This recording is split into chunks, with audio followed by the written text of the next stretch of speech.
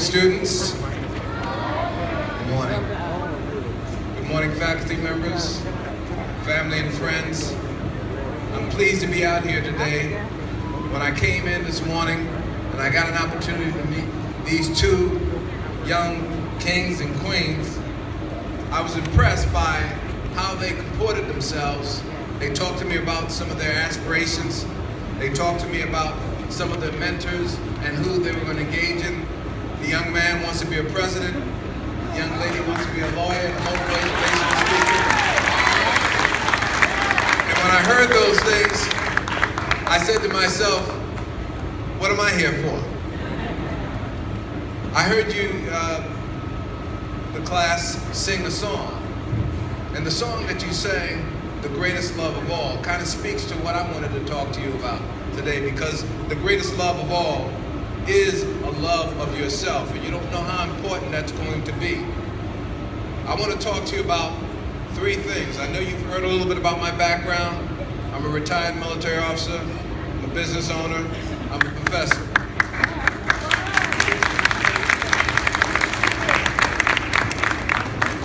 But before I was any of those things, about 50 years ago, I was in a position just like you. I was sitting in a chair just like you, graduating from the 5th grade. I can recall when I was a little boy, we didn't have much. We were poor. I was the only son, the youngest son of five, a family of five, and I had 4 sisters.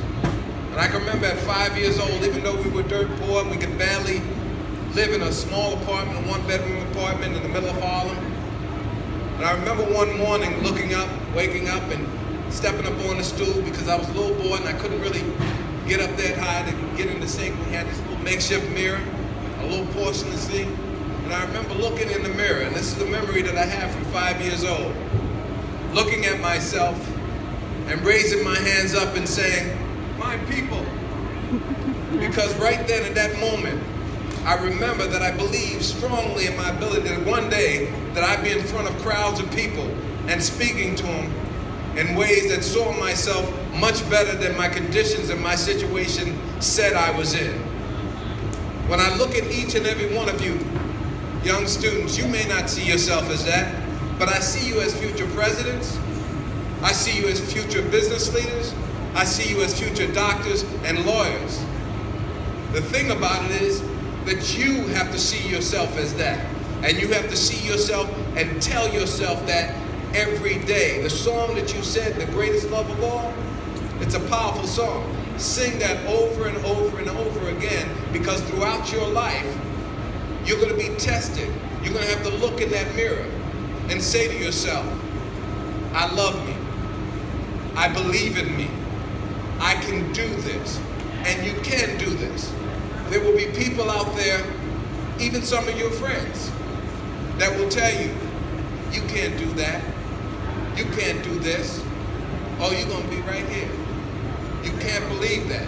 You've got to always see yourself as being able to be better than where you are or what people try to tell you what you are.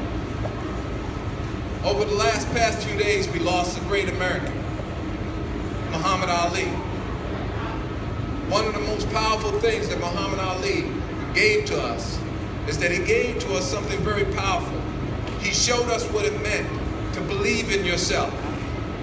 Muhammad Ali stepped out in the crowds. I remember when I saw him first, probably in the early 70s, when my father went to see him and Joe Frazier fight, and I can remember him always saying, when people just didn't want to say how great they felt about themselves, and he would always say, I'm the greatest. Whether everybody else and whether society told him that he was less than, he said, I was the greatest. And I will tell you, if you believe strongly enough in yourself, those that believe otherwise will start questioning whether they believe in themselves better. So anything that you do in life is going to be based on that belief. So the first thing I wanted to talk to you about is about that belief in yourself. The other thing I want to talk to you about is knowing yourself. Each of us have different talents. We have to know what we want to do and where we want to go. Some of us have physical talents. Some of us have talents in our beauty. Some of us have talents in sciences. Some of us have talents in helping each other. Once you figure out what that talent is, find someone that you can mentor with, someone that will help guide you. Some of your faculty members, your parents, will be great inspirations to carry on. I remember one of the young men here told me that he had an uncle and an aunt that were lawyers. So those are going to be the people to help them to get to that particular point. But if you don't, find someone and get to that point where you can be like that someone. Now, the last thing that I really want to talk to you about is playing the part.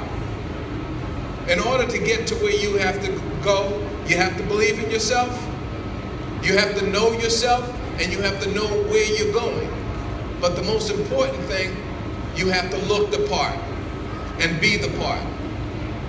Lawyers act a certain way, they look a certain way.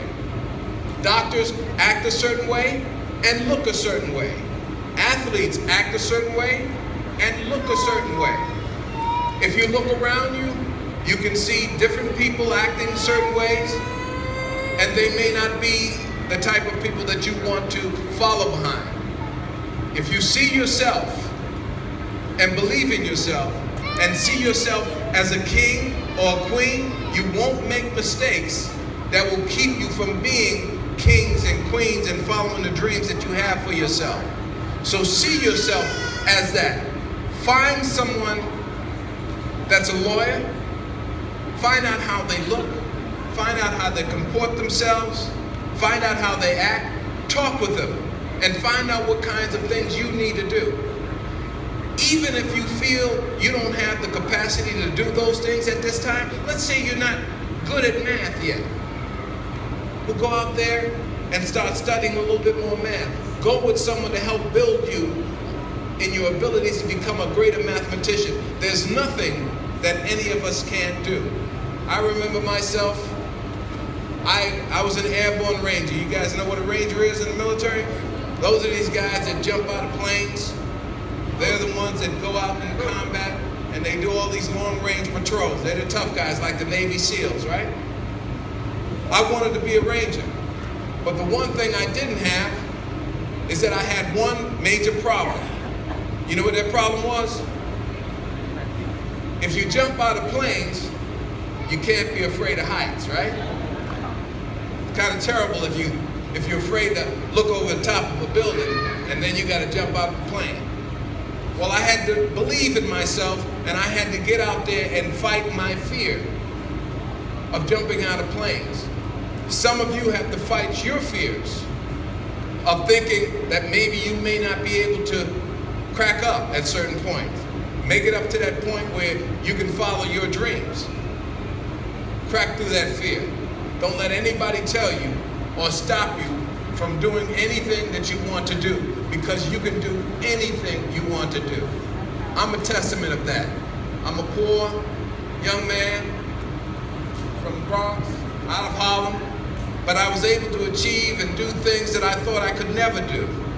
I remember a few years ago, one of the guys that I hung out with in the Bronx, his life took a different path.